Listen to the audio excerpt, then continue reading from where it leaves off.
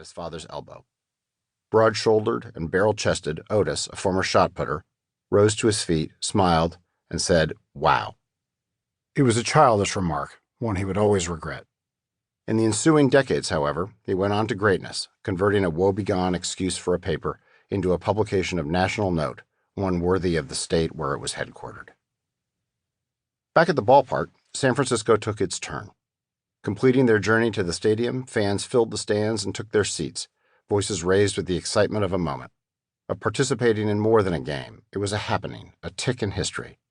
All told, 42,269 fans made it to the park that afternoon. Candlestick hummed with promise and hinted at conflict. Women donned scarves to fend off the breeze and bundled against the possibility of a Bay Area chill. The coldest winter I ever spent was a summer in San Francisco, as Mark Twain did not say, but his generations grew up believing that he did. A heralded new heating system to counter foggy evenings at Candlestick was supposed to supply relief. Sadly, it never worked. Candlestick was cold at night, but it could put on a show in the afternoon. In the audience that sparkling day were California's present and future. Governor Pat Brown, burly and ebullient, builder of aqueducts and monuments, strode onto the field just before the game and winced at the response. There were some cheers for the governor, but there were boos, too.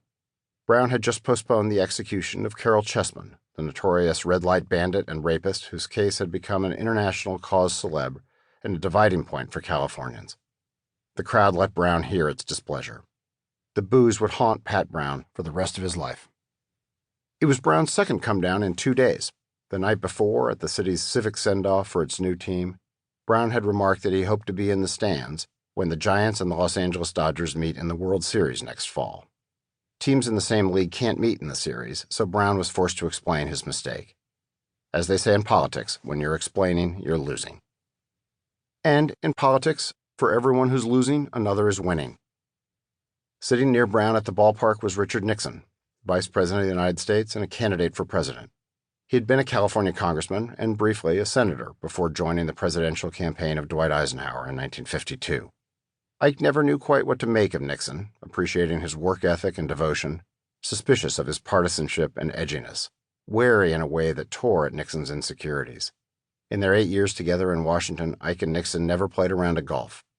Nixon nursed hurt feelings along with powerful ambition. On that sunny afternoon in 1960, Brown was an embattled governor, Nixon a potential president. Nixon mugged in the locker room with Willie Mays, the greatest of all the Giants, perhaps the greatest player of all time. The crowd that booed Brown welcomed Nixon with a tremendous cheer.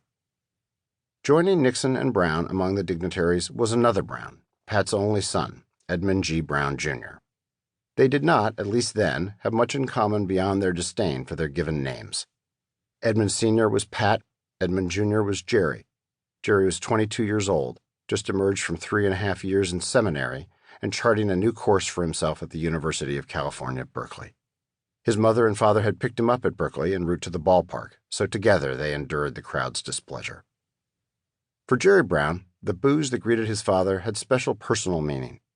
Pat Brown had been prepared to allow the Chessman execution to go forward until his son, in an appeal to politics and faith that would become a trademark, caught his father at home alone one evening and convinced him that their Catholicism did not permit this act. The jeers at Candlestick were aimed at the father, but they struck the son too. Reflecting back on that moment decades later, Brown wondered if it might have been the first inkling that Nixon could challenge his father for dominance of California. The crowd cheered Nixon as he threw out one of the ceremonial first pitches. The vice president shook the hand of the governor's son. He did so limply. Nixon had a hot dog in one hand and mustard on his chin. Young Jerry Brown had grown up with royalty, particularly of a political stripe, but on that day, in the new park, he got a full dose. At 2:21 p.m. on April 12, 1960, Sam Toothpick Jones, nicknamed for the twig he rolled around in his mouth while on the mound, and sealed in the history books as the first black pitcher to throw a no-hitter, took a short look at St. Louis Cardinals right fielder Joe Cunningham and brought his first pitch to the plate. No one was cooler than Jones. His other nickname was Sad Sam. He rarely grinned. Cunningham fouled out to third base. The Giants batted in the bottom half of the first inning, the debut appearance of their offense in the new park. They did not waste time. Leadoff hitter Don Blasingham, the Giants' second baseman, reached first on an error and was bunted over.